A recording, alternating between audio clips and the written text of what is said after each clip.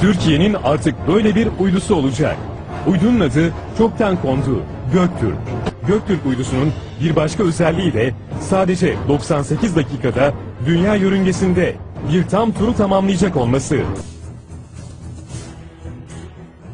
Birçok vatandaşlık bilgisini taşıyacak çipli kimlik kartlarında kullanıcının fotoğraf ve parmak izi gibi bilgileri de yer alacak. Nüfus İdaresi yetkililerinden alınan bilgilere göre kişiye özel güvenlik bilgileri bununla da kalmayıp bir sonraki aşamada çipli kartlarda vatandaşların damar izleri de bulunacak. Former politician. To his left is Nicholas Rockefeller of the infamous Rockefeller banking and business dynasty. After maintaining a close friendship with Nicholas Rockefeller, Aaron eventually ended. Call one day from an attorney woman I knew, and she said, "Would you like to meet one of the Rockefellers?" I said, "Sure, I'd love to." And we became friends, and he began to divulge a lot of things to me.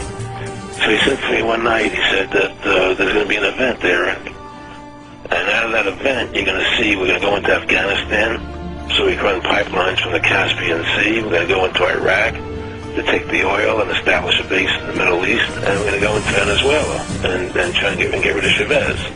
And the first two they've accomplished. Chavez they didn't accomplish. And said you're going to see guys going into caves looking for looking for people that they're never going to find.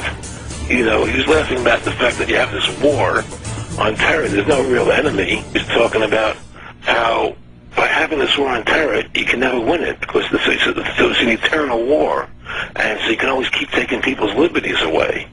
And I said, how are you going to convince people that this war is real? He said, but the media can convince everybody it's real. I mean, you know, it's just that you keep talking about things, you keep saying it over and over and over again, and eventually people believe it.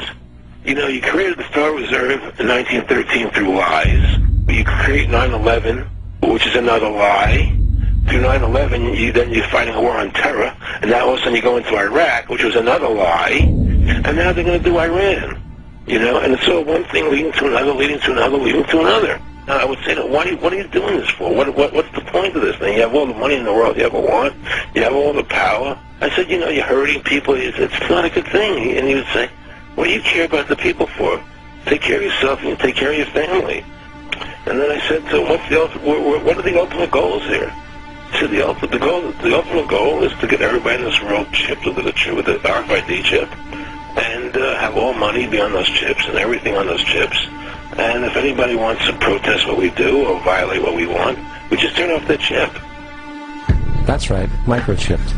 In 2005, Congress, under the pretense of immigration control and the so-called war on terrorism, passed the Real ID Act, under which it is projected by May 2008, you will be required to carry around a federal identification card, which includes on it a scannable barcode with your personal information.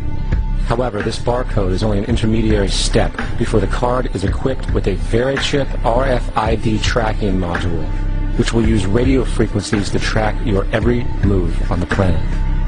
If this sounds foreign to you, please note that the RFID tracking chip is already in all new American passports. And the final step is the implanted chip, which many people have already been manipulated into accepting under different pretenses.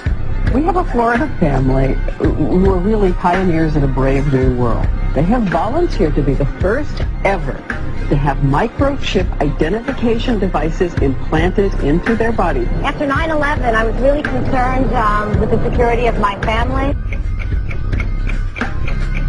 I wouldn't mind having something planted permanently in my arm that would identify me. In the end, everybody will be locked into a monitored control grid where every single action you perform is documented. And if you get out of line, they can just turn off your chip, for at that point in time, every single aspect of society will revolve around interactions with the chips. This is the picture that is painted for the future if you open your eyes to see it. A centralized one-world economy where everyone's moves and everyone's transactions are tracked and monitored, all rights removed. The most incredible aspect of all, these totalitarian elements will not be forced upon the people. The people will demand them. For the social manipulation of society through the generation of fear and division has completely detached humans from their sense of power and reality. A process which has been going on for centuries, if not millennia. religion, patriotism, race, wealth, class, and every other form of arbitrary, separatist identification and thus conceit has served to create a controlled population, utterly malleable in the hands of the few. Divide and conquer is the motto, and as long as people continue to see themselves as separate from everything else, they lend themselves to being completely enslaved. The men behind the curtain